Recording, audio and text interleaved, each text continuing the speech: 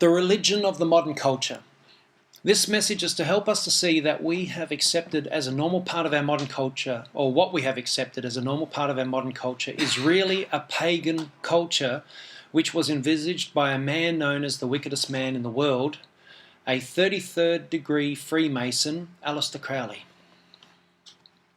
This culture was brainstormed by philosophers like Aleister Crowley and Helena Blavatsky, whose writings have influenced more leaders and role models in the last 100 years than most realise. Hitler, for example, was a big Helena Blavatsky buff. Used to read all her books.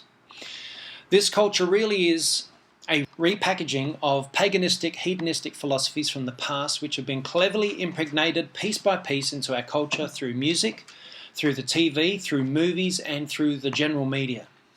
I made this little chart up, and just so we can see the variations here, we have what it would be acceptable worldviews, and then what we would have as a biblical worldview. And these are the two contrasted views, and you'll see why. The worldview will tell us that life is all about self. Life's all about self. Biblical view is life is all about God. The problem is when churches start preaching self, how to improve self, how to be a better self person, and all this sort of stuff. Well, how to be a better person is not so bad, but it's when it's all related to self and not to God. That's when it's a problem. Life should be all about God. That's the biblical worldview. Worldview is attaining wealth is the goal of life. The biblical view is attaining God is the goal of life. The worldview is meaning of life is to be happy. The biblical view is the meaning of life is to make God happy. The worldview is serve self-interest first. The biblical worldview is, or biblical view is, serve God and others first. The worldview is good deeds makes you good. The biblical view is Jesus' sacrifice makes you holy. Worldview is I determine what is right and wrong, where the biblical view is God determines what is right and wrong. Worldview is if you want it, take it. Biblical view is if God wants you to have it, receive it, and receive it by faith.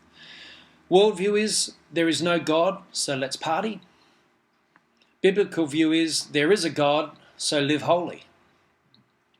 Worldview is I'm not accountable for my actions. The biblical view is I'm accountable for my actions. Worldview is live fully, try everything, do everything. Biblical view is live holy, be prudent, and consider God. Worldview is do what you want to do. Biblical view is do what God wants you to do. As you can see, they're very opposing, aren't they? They're like the opposite ends of the spectrum. And that's what we're dealing with in the world today. And when the world view is the acceptable view, the biblical view becomes very unacceptable. And they call it a judgmental view. How did our culture get like this? Within just a few generations, we have gone from a relatively decent and upstanding generation of the 40s and the 50s to the depraved and sinfully fashionable modern era.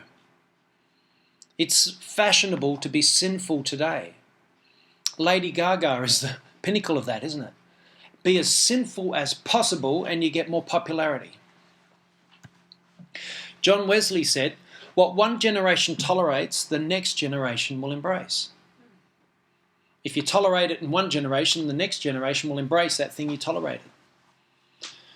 Each decade of the 20th century saw an increase in indecent and immoral behaviour with a general mass acceptance of it. A mass acceptance. What they tolerated in the 50s was totally acceptable in the 60s. What they tolerated in the 60s was totally acceptable in the 70s, and so on. The TV programmers of the 50s were disgusted by the shaking hips of Elvis. And this is laughable in comparison to what is deemed acceptable viewing today. When we look back at that, we find that so amusing, isn't it? That they would only screen Elvis from the waist up. They wouldn't show him from anywhere below that. Now, they let Marilyn Manson get on stuff. Oh, yeah. Key players. During the 1960s, we saw the fulfillment of the life works of 4 key players in a pagan revival which began in America and spread across the globe. The players are Helena Blavatsky from 1831 to 1891, that was her birth and death dates, as we know, founder of the Theosophical Society. Aleister Crowley, born in 1875, died in 1947. He was the founder of the Thelemite philosophy. Timothy Leary, 1920 to 1996, he's the key figure in the counterculture of the 1960s.